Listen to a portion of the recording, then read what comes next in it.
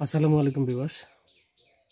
আমরা মূল নিয়মের 7 নম্বর ভিডিও তথা মোটামুটিভাবে শেষ ভিডিওতে চলে এসেছি। আমরা যে ভিডিওগুলো দিয়েছি, যে অঙ্কগুলোর সলভ দিয়েছি, এইগুলো করলেই এর মধ্যে থেকে ইনশাআল্লাহ কমন পেয়ে যাবেন আপনি। এবং মোটামুটি এই কয়টি করলেই এই চ্যাপ্টারে হয়ে যায়। এর বাইরে আসলে যে প্রশ্নগুলো রয়েছে এইগুলো নিয়ে চিন্তা করার কিছু নেই। তবে যদি কখনো ওরকম চলে আসে দুর্ঘটনাবশত, দুর্ঘটনা বললে ভুল হবে, আসতেই পারে, তবে আসে না সচরাচর। আপনি যদি লাস্ট 30 ইয়ার্স অ্যানালাইসিস করেন তাহলে দেখবেন যে আসেনি একবার। সুতরাং ওইগুলো নিয়ে আপনি মাথা ঘামাবেন না।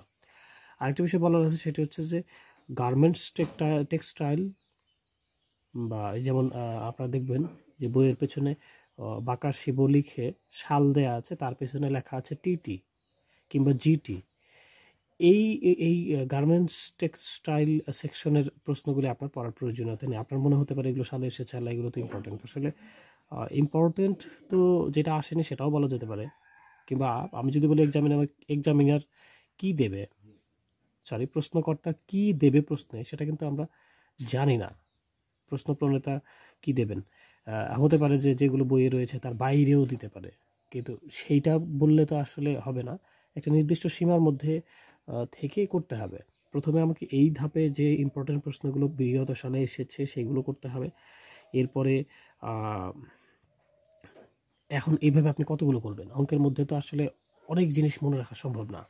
ফলে আপনি মোটামুটি এইগুলোই করবেন এবং এইগুলোই পর্যাপ্ত বলে আমি মনে করি।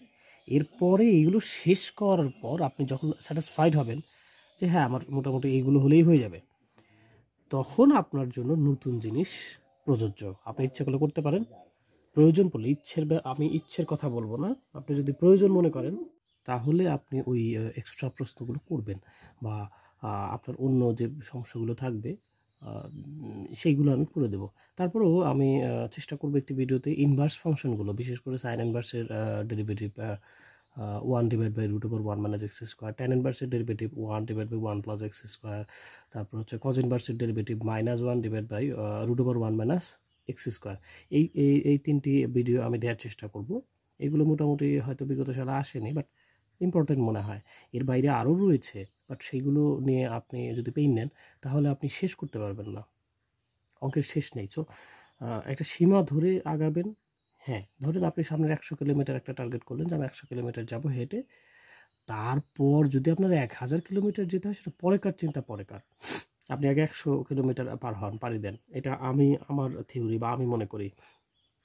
তো যাই হোক, আর গার্মেন্টস টেক্সটাইলের যে প্রশ্নগুলো, এইগুলো আসলে যারা গার্মেন্টস টেক্সটাইলে আছেন বা গার্মেন্টস টেক্সটাইল সেকশনে পড়াশোনা করছেন তাদের জন্য, তাদের সিলেবাসটা একটু আলাদা হয়ে যায়, পড়াশোনাটাও আলাদা। সো সম্পূর্ণ আলাদা না, একটু আলাদা। তো ওটা তাদের জন্য। তো ভিউয়ার্স, আমরা আজকে যে প্রশ্নটা সলভ করব সেটি হচ্ছে যে tan x। মূল নিয়মে tan x এর অন্তরক সহগ আমরা নির্ণয় করব। তো ফর্মুলা অনুযায়ী প্রথমে আমরা ধরে নেব, ধরি y equal fx equal tan x। তাহলে আমরা পৃথক করে নেব। তাহলে দিতে পারেন, অতএব দিতে পারেন, এগুলো নিজস্ব সৌন্দর্য। y ইকুয়াল tan x এবং fx ইকুয়াল tan x। প্রথমে আপনি যেটা করে নেবেন সেটা হচ্ছে fx প্লাস এইচটা বের করে নেবেন। তাহলে থাকছে হলো tan x প্লাস এইচ। আশা করি ভিউয়ার্স দেখতে পাচ্ছেন। তো এরপরেই আমরা লিখব, আমরা জানি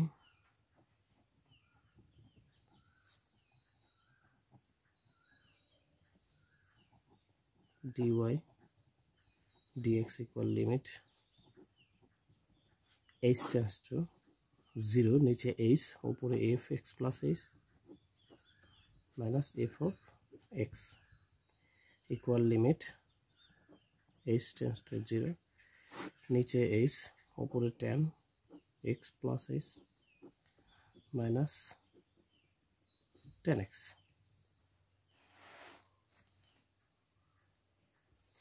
এরপর আমরা ট্যানটাকে সাইন এবং কজে পরিণত করে নেব, কনভার্ট করে নেব। আমরা জানি ট্যানের সূত্র দুটি, একটি হচ্ছে ট্যান ইকুয়াল 1/cot, আরেকটি হচ্ছে tan equal sine by cos. আমরা সেই সূত্রটা এখানে প্রয়োগ করে দেব। তাহলে sine x plus h divide by cos x plus h minus sine, এখানে শুধু এক্স চলক, তাহলে sine x divide by cos x, আর নিচে এইচ ছিল এইচ। এবার আমরা উপরে লসাগু করে দেব।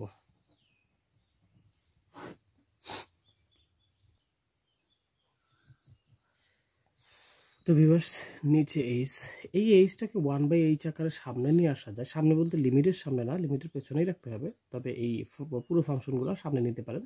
আমার মনে হয় না যে সেই ঝামেলাটা করার দরকার আছে। ওটা ওখানে রয়েছে, ওখানে থাক, ওটা নিয়ে কোনো পেইন নেব না।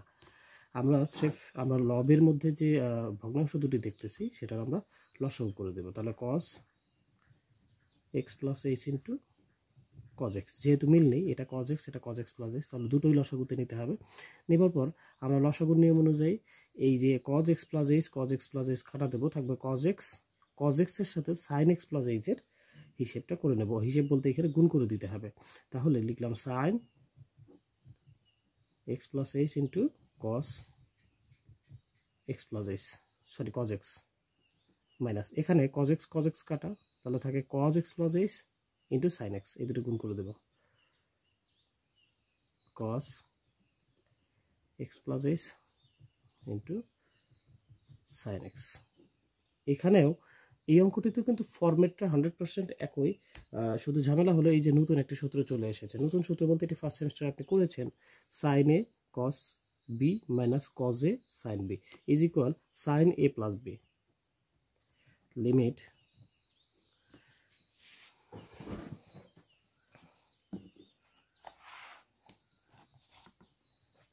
h tends to 0 divided by h, এই যে h আমি এখানে রেখে দিলাম। আর নর্মালি যেহেতু এই যে এটা উপরে একটি ভগ্নাংশ, নিচে একটি শুধু h রয়েছে, তো এটার সাথে তো ভাগ রয়েছে। হ্যাঁ, আমরা যদি এটার সাথে এটা ভাগে পরিণত করি, মানে ভাগ আকারে রয়েছে, গুণে পরিণত করি, তাহলে এইচটা চলে আসবে নিচে, কারণ এইচের নিচে দেখেন 1 রয়েছে। আমি কিন্তু এইচটা নিচেই দিয়েছি। আপনার কাছে মনে হতে পারে যে এই এইচটা বোধহয় এই নিচে ছিল, নিচেই থাকলো, সেটা না। মূলত এটার সাথে এটা ভাগ রয়েছে। আপনি যদি নর্মালি একটা লাইন বাড়ায় নেন, পেছনে ইয়া করেন, দেখবেন 1/h আকারে চলে আসবে, ফলে এইচটা কিন্তু নিচেই থাকবে। আর এই যে এর যে হরটা রয়েছে এটা নিচে চলে আসবে। এগুলো আপনারা বেশ ভালো বুঝেন আশা করি। সমস্যা হলে আমাকে বলবেন। দেখেন, ছোট ছোট সমস্যাগুলোই কিন্তু আমাকে ভোগায়। আপনি ছোট ছোট সমস্যাগুলো যদি সমস্যা মনে করেন বা আপনার মধ্যে ক্লিয়ার না থাকে, তাহলে আমাকে অবশ্যই প্রশ্ন করে জানাবেন। আমি ছোট ছোট প্রশ্নের উত্তর দেবো। I have no shame. So I think you also same to me.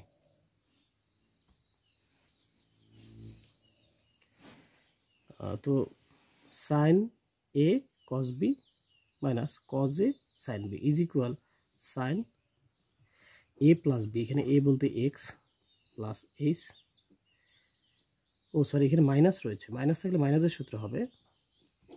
তাহলে sin a মাইনাস b এর সূত্র এটি, কারণ আমরা sin a মাইনাস b এর সূত্র জানি, sin a cos b minus cos a sin b, সেই সূত্রটা আমরা এখানে প্রয়োগ করে দিয়েছি। এবার দেখেন মাইনাস এক্স প্লাস এক্স কাটা, এরপর লিমিট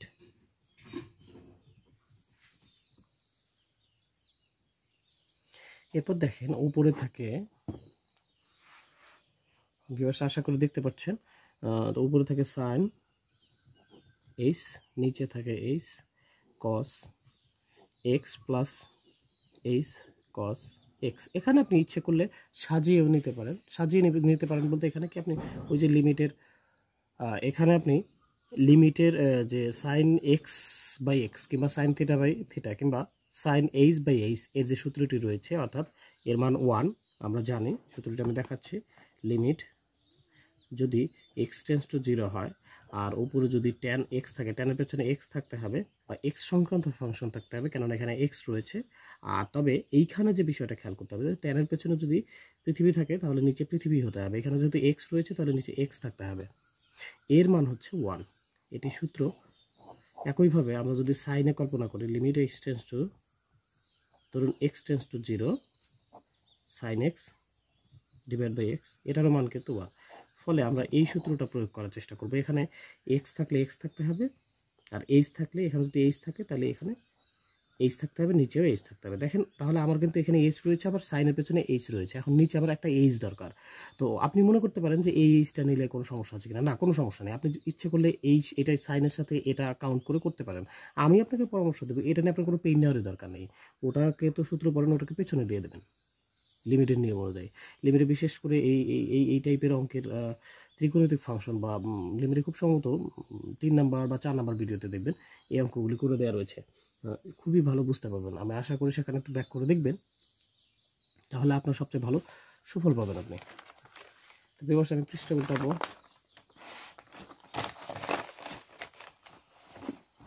তো প্রিভিয়াস লাইনে যেখানে ছিলাম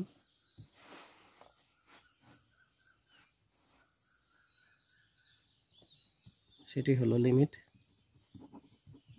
h টেন্স টু 0,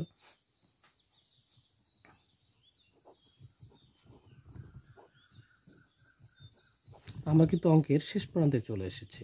একটু দেখলেই শেষ হয়ে যাবে, আর কোনো ঝামেলাই নেই আমাদের। তাহলে এই সাইনটাকে আমরা সূত্র ফেলতে চাই, কজের কিন্তু কোনো সূত্র পড়ে না, সুতরাং সাইনের সূত্র ফেলবো। তাহলে লিখে দিই সাইন এইচ ডিভাইডেড বাই, আমার এখন এখানে যেহেতু এইচ আছে, আমি বলেছিলাম এখানে পৃথিবী থাকলে নিচে পৃথিবী নিতে হবে, যেহেতু এখানে এইচ আছে তাহলে আমার এখানে এইচ দরকার, আমি নিয়ে নিলাম। আবার এই নিচের এইচ কিন্তু আমি নেইনি, ওই এইচ রয়েছে, থাক না। তবে আপনি যদি নিতে চান নিতে পারেন, কোনো সমস্যা নেই। এই এইচ কেন দিলাম, ওই যে নিচে যে আমি একটা এক্সট্রা এইচ নিলাম, সেটা আমি তো এক্সট্রা নিয়েছি, আমি তো এই এইচ নেইনি, এই এইচ কিন্তু কাউন্ট করিনি। কাউন্ট করতে পারেন, তবে আমি এই এইচটাকে ওইটার ঝামেলায় আমি নেব না। আমার এখানে সূত্র ফেলানোর জন্য যা দরকার নিচে নেব, উপরে দিয়ে শোধ দেবো। এখন দেখেন আপনি এটা 1 হয়ে গিয়েছে, ফলে এটার মান 1। আর এই এইচ দ্বারা এই এইচকে কেটে দিতে পারেন, কারণ উপরে নিচে তো আমরা কাটাকাটি করতেই পারি, কোনো সমস্যা নেই। তাহলে এখানে থাকে কত, 1 divide by cos x plus h into cos x. এখন দেখেন আপনি এখানে লিমিট লিখবেন কিনা। আচ্ছা, আপনি ভাবতে পারেন যে এই সূত্র তো লিমিট নিয়ে চলে গেল, এখানে আবার কার লিমিট থাকবে। দেখেন লিমিট শুধু এই সাইন এইচের না, লিমিট পুরো ফাংশনটারই। এখানে যতক্ষণ চলক থাকবে, যতক্ষণ এইচ থাকবে, যেহেতু এখানকার চলক এইচ, ততক্ষণ আপনাকে লিমিট রাখতে হবে। তো এখানে ওয়ানটা তো লেখার দরকার নেই, আমি এটাকে লিমিট বানিয়ে দিলাম, মানে লিমিট লিখে দিলাম। ফাইন, এবার আপনি লিমিট বসান। এখন আপনি বলতে পারেন যে আমি লিমিট আসলে 0 তো নিচে বানানো যাবে না। তো সেই ক্ষেত্রে আমি বলবো যে দেখেন এখানে এইচ এর মান 0, আপনি এইচ এর মান 0 বসালে দেখেন 0 আসবে না, উপরে 1 থাকবে। এখানে এই 0 হয়ে গেলে থাকে কস এক্স ইন্টু আরেকটা কস এক্স ছিল, কস এক্স। দেখেন 1 ডিভাইড বাই থাকে, তাহলে হচ্ছে কস স্কোয়ার এক্স, আর 1 বাই কস স্কোয়ার মানে হচ্ছে সেক স্কোয়ার এক্স। এটা হচ্ছে বিপরীতক সূত্র। আর এটাই কিন্তু আমার ওই যে dy dx is equal sec square, ওখানে ওয়াইয়ের মান ছিল 10x।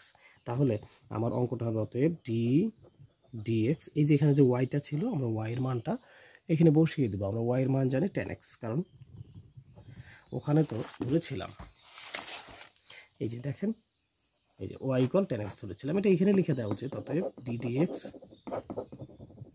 10x। তো এইভাবে কিন্তু আপনি 10x এর মূল্যের মতো খুব সহজে বের করে ফেলতে পারেন। শুধু এখানে যে এক্সট্রা সূত্রটা লাগলো সেটা হচ্ছে যে ফার্স্ট সেমিস্টার আমরা পড়েছিলাম সাইনে cos B minus cos A sine B is equal sine A minus B. এছাড়া যে সূত্রটি লিখেছে সেটা হচ্ছে tan equal sine by cos. এটা আমার মনে হয় না যেটা আপনি অঙ্ক যদি নাও পারেন তাহলেও অন্তত জানেন যে হ্যাঁ ট্যান ইকুয়াল সাইন বাই কস।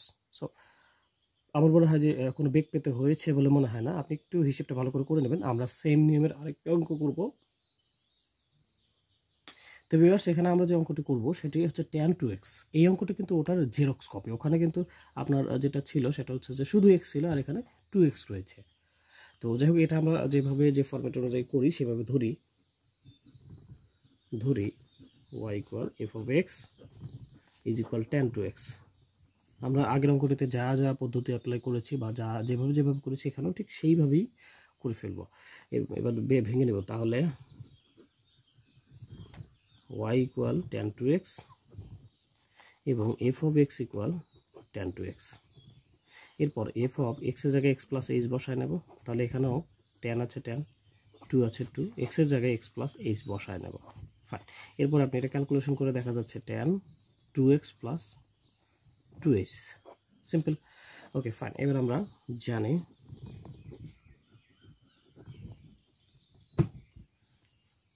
সেটা হচ্ছে যে dy dx is equal limit h f of x tends to x plus h minus f of x, এরপর লিমিট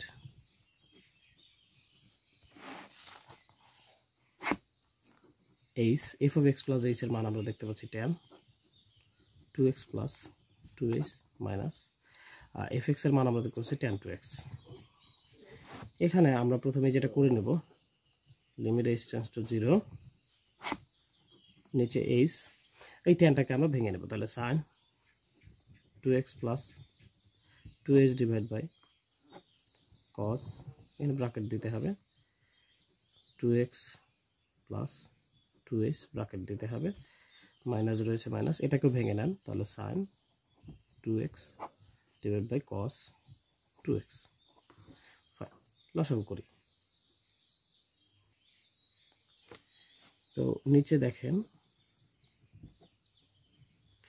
এই h রয়েছে, h এটা নিচের h, আর উপরে দেখেন দুইটা ভগ্নাংশ যাদের লসাগু আমরা দেখতে পাচ্ছি cos, ঠিক আগের ফরম্যাটটাই করব।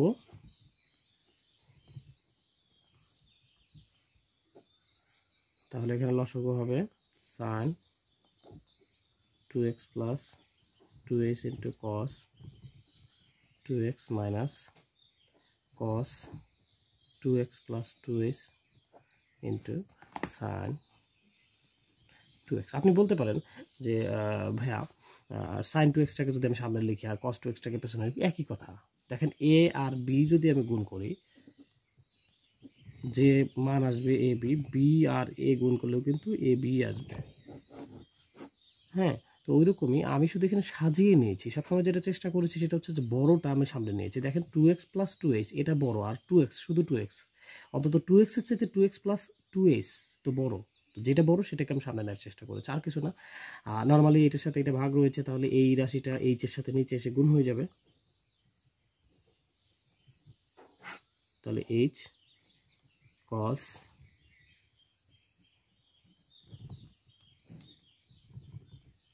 Okay fine.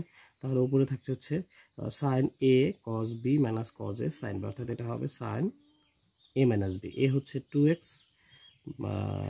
Plus 2h minus b হচ্ছে আপনার 2x।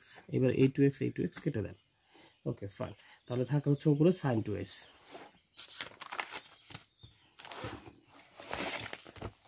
সো ভিউয়ার্স, আমার প্রিভিয়াস লাইনে যেটি ছিল সেটা হচ্ছে লিমিট h tends to 0, নিচে h into cos 2x plus 2h into cos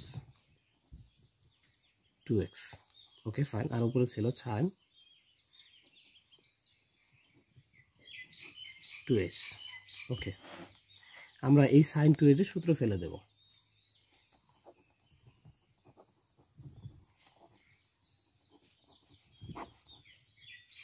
দেখেন এইবার আপনি যদি ওই এইচটা কল্পনা করেন তাহলে কিন্তু ঝামেলায় পড়ে যাবেন, কারণ 2 কোথায় পাবেন, উপরে তো 2h রয়েছে। সুতরাং এই জন্যই কিন্তু আমি এই জিনিসটা এড়িয়ে চলি, যেন আমার কোনো বিপদে পড়তে না হয়। ওটা হচ্ছে থাক না, h রয়েছে h থাক, cos রয়েছে cos থাক, 2x রয়েছে 2x প্লাস 2h রয়েছে 2h, এগুলো যা আছে তাই থাক, আমি এইগুলো থেকে ভাঙবো না। আমি বরং এখানে 2h দরকার, 2h নেব আর উপরে 2h দিয়ে শোধ দিয়ে দেবো, ব্যাস। এখন দেখেন একটা সূত্র পড়ে গিয়েছে, তাহলে এটার মান 1। এখানে দেখেন এই h দ্বারা কে কাটলাম, এখন আমি এখানে লিমিট রাখবো কিনা সেটা আমার এই যে এখানে যেহেতু চলক দেখা যাচ্ছে, তাহলে লিমিট আমাকে দেখাতেই হবে। h tends to 0, এই 1 লিখলেও চলে না লিখলেও চলে, তাহলে উপরে থাকে 2 আর নিচে থাকে cos 2x plus 2h into cos 2x। এরপর আপনি h এর মানটা শুধু এখানে বসাই দেন। আপনি যদি এইখানে h এর মান 0 বসান তাহলে 2 ইন্টু 0 মানে 0, ওটা বাতিল থাকবে, উপরে 2, নিচে থাকবে cos 2x ইন্টু cos, আগের 2x তো ছিলই, তাহলে 2 cos 2x cos 2x cos square, আর এখানে থিটা বলতে 2x, তাহলে cos স্কোয়ার 2x। এই 2 আর এই 2 যেন 22 না হয়ে যায় সেই দিকটা লক্ষ্য করবেন। এই 2টাকে আমি একবারে সামনে দিয়ে দিলাম, তাহলে থাকলো উপরে হচ্ছে 1 ডিভাইড বাই cos স্কোয়ার মানে হচ্ছে sec স্কোয়ার, আর 2x রয়েছে 2x।